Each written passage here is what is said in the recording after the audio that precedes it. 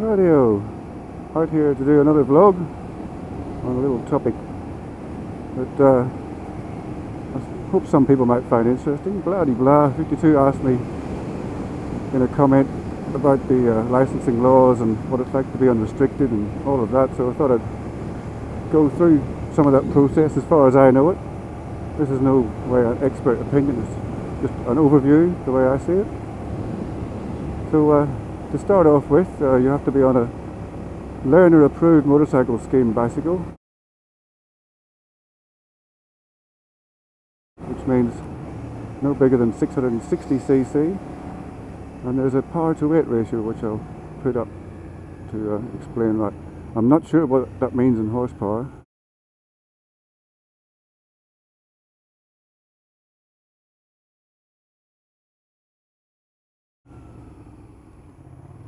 But basically, if you get a bigger bike than what they say, it's usually been physically restricted somehow.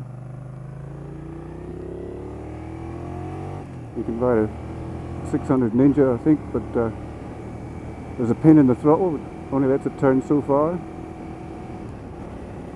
Other bikes have the mapping messed with in the computer, so they get to about 6,000 revs. Not much happens above that.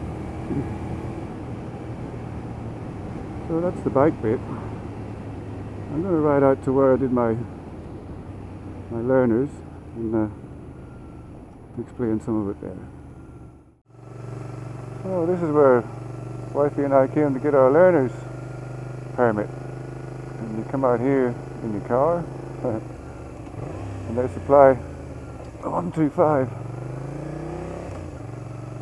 I was on a Honda, she was on a Kimco, and she ended up buying the one she was on when they sold it because she thought it was a great bike to keep riding on, which worked out well for her. So on the weekends they have one of these car parks here way down the bottom with all closed off to cars, etc., and they have a little course mapped out. So to do your L's you come out for 2 half days, 4 hours each day, and they start you off on the absolute basics.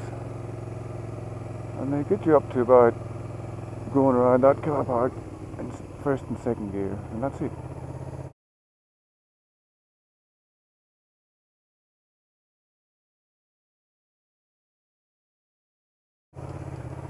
They give you some, instructions, some hints on bike control and hazard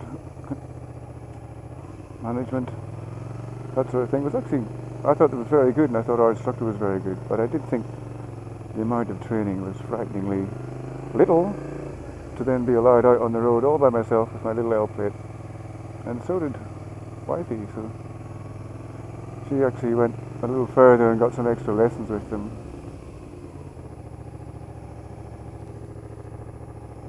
And before she'd go on the road, which was clever of her.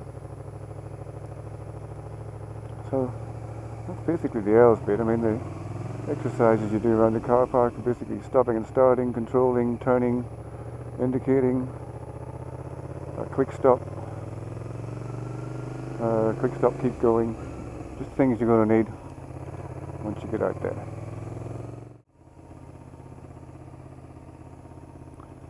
Now when you've done your L's, you have to have them for at least 3 months and a maximum of 12 months.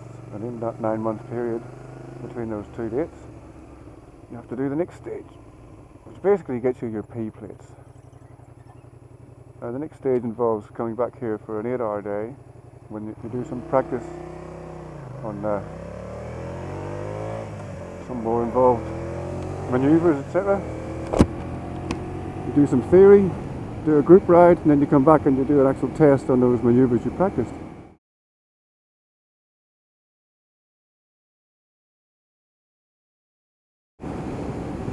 Now, once you've done your provisional test, so you're on your P plates,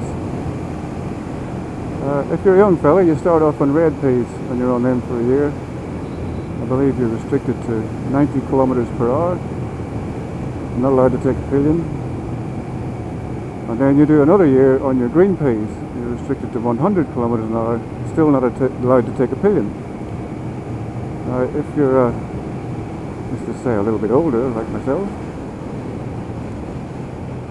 When you've done your provisional test, you go straight to your red Ps for just the 1 year. So you are stuck on the 90 for 1 year. After that, you're on an unrestricted license. So you can, that's the only time you can take a pillion is when you're on unrestricted license.